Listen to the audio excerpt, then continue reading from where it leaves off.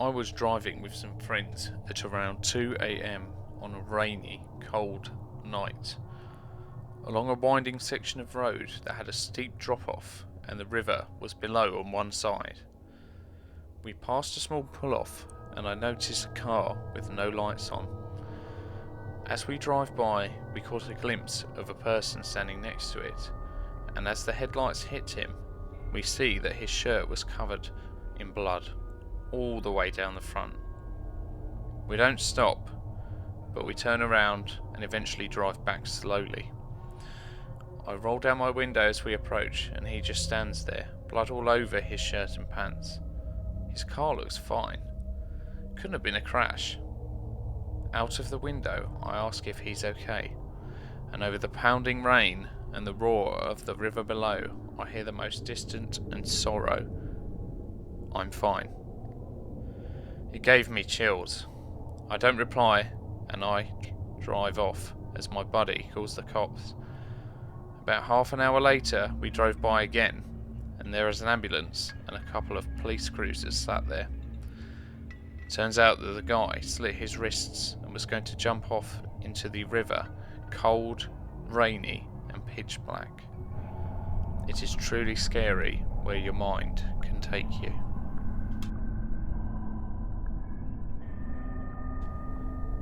One night, I was camping alone at a nearby lake in my late teens. I'd basically bushwhacked to a remote part of the woods just off the shoreline of a lake. I grew up hiking and camping whenever I could go, so I was used to the noises and calls animals will make in the woods at night. Sometime after I fell asleep, long enough for the small fire to die to embers, I woke up with this immediate awareness I was not alone. I couldn't hear much over the bug noise of the summer, but then I heard voices off behind me.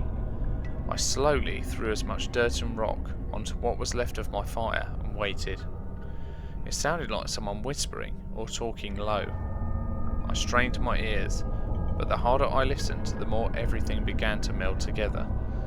At one point it sounded like they were directly to my left, then minutes later, off to my right. And once it sounded like the voices were tuning in and out of a radio, kind of quiet, then suddenly louder. I laid there motionless for hours. I fell asleep for a few hours after the sun started to come back up. When I woke up again, I packed up and crept back out of those woods. Something just did not feel right. Thankfully, since then, I haven't felt anything the same.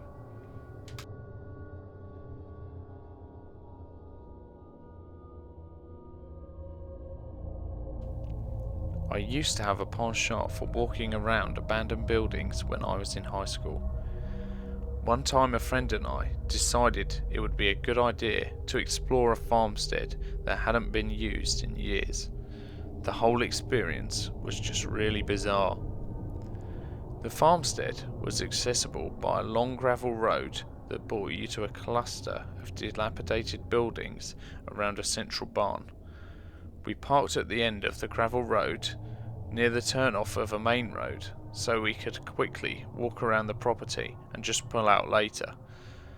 We went into the barn first, and there were deer bones arranged in a circle around the skull and a bunch of blankets and wood stacked in the corner of the room. We thought this was really cultish and weird, noped our way out of there and started walking back to the car. Halfway down the gravel road we heard crunching, heavy footsteps and someone screeching behind us. I'm talking blood-curdling screeching, so we sprinted back to my car as fast as possible and tried to peel out of there, but it had snowed the night prior and my back tyre was stuck in the puddle of melted snow. My friend was screaming because she was so freaked out by this, but wouldn't turn to look at the path behind us. By the time I'd gotten the car unstuck, she turned around to see if someone was there, and no one was behind us. I mean, it could have been a bird or something, but we both swear up and down to this day that someone was following us. I actually thought I was going to die that day.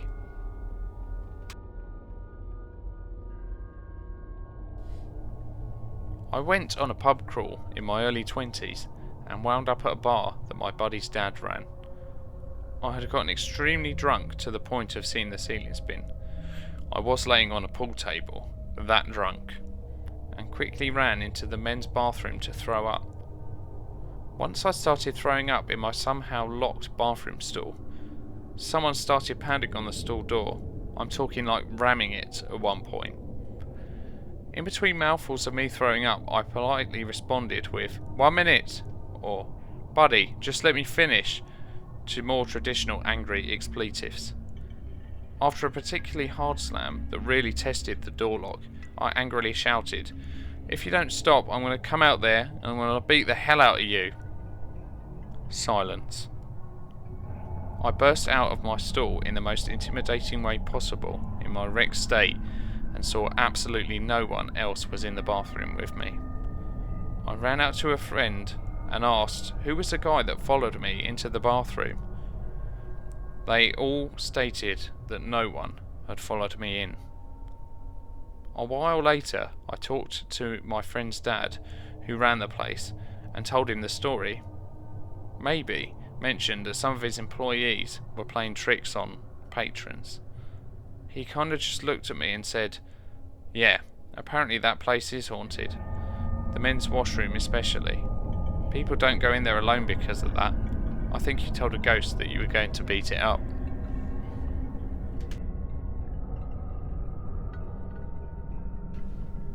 This story was passed down from my grandfather.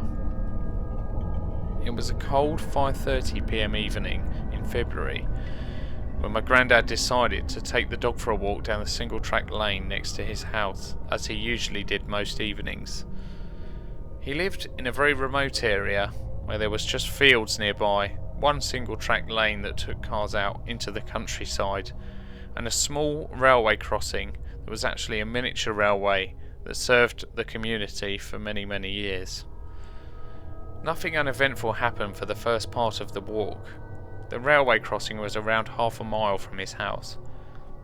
As he got 20 metres or so past the railway crossing, the dog just froze and started to bark and growl viciously. Naturally, he turns around to see what on earth is going on. To his surprise, at the railway crossing around 20 metres or so behind him, he sees the dark silhouette of a man standing in the shadows. The dog is still going crazy at this point and will not come with him. He calls out to the man, who he can make out no discernible features on. He says, "Hello, can I help you?" The man's just standing there staring, and he's wearing a long black coat with a hat that partially obscures his face. To my granddad's horror, the man slowly starts to walk from the shadows towards him. The man just staring and standing, watching my grandfather from the distance. At this point, he's more than a little spooked and calls out to the man again, only for the man with no discernible features to almost start floating, as he recounts, towards him from the shadows. The man is walking, however, his feet never seem to touch the ground, and he almost seems to be floating, his upper body completely still, and his features still not recognisable. So as you can imagine, at this point he is more than a little freaked out, and the man is approaching at a steady pace. Around 5 metres or so from him, my grandfather turns around and begins to walk as fast as he can in the opposite direction. The minute he takes his eyes off the man and turns around, the dog starts barking and acting like nothing has happened. He quickly spins back round to see where the man has gone. And silence. There's no one around at all in the darkness. It's as if the man has completely vanished from before my granddad's eyes. To this day, he cannot explain what he saw, and I myself have walked past this railway crossing in the evening on more than one occasion to see if I could spot this man, but I've never seen the same. It's a complete mystery to this day.